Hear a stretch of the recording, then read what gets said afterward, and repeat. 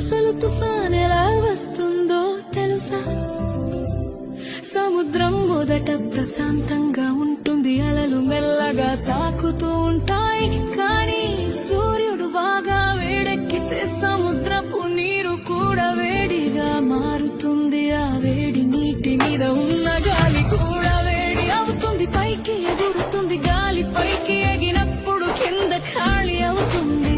అప్పుడు చుట్టుపక్కల చల్లని గాలి ఖాళీ నింపడానికి వస్తుంది. ఇలా గాలి ఎగరడం దిగడం మొదలవుతుంది. అలా తిరుగుతూ తిరుగుతూ ఒక పెద్ద చక్రంలా మారుతుంది.